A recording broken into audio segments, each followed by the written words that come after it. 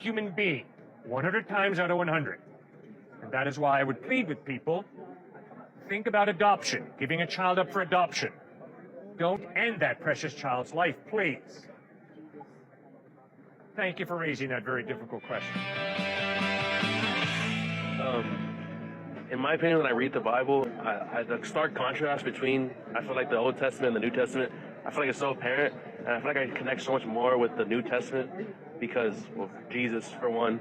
And when I look at the Old Testament, I feel like it's kind of contradictory a lot to what Jesus would talk about, like striking down. I feel like it was a lot more rigid than what Jesus was. So I always find myself real hard looking at the Old Testament and listening to Moses and listening to all the things he would say, because I feel like it's very different to what Jesus was telling us.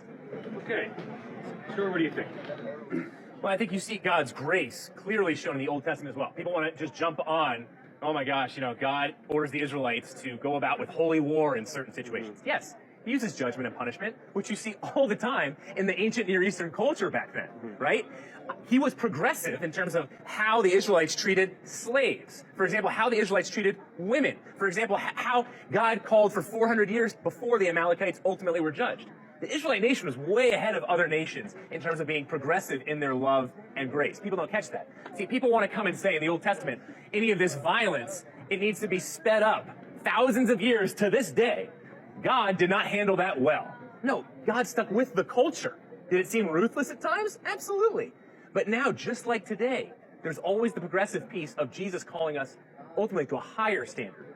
But you see it there right in the Old Testament. For example, with the flood, everybody looks at judgment of humanity. But he leads Noah out to an entirely new, different humanity, where not all of men and women's hearts and their actions and thinking are totally skewed towards evil. There's always a way out for the Israelite nation to ultimately connect with all nations in the most inclusive way imaginable. Thank you. All right, so the God of the Old Testament's a God of wrath. The God of the New Testament's a God of love. False.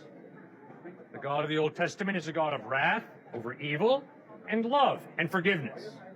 The God of the New Testament is a God of wrath. The cross of Christ was pretty painful. The last book of the New Testament is the book of Revelation. The blood flows there like never before as Christ returns to judge. So the Bible is horribly consistent. God is good. Part of his goodness is shown in his wrath towards evil,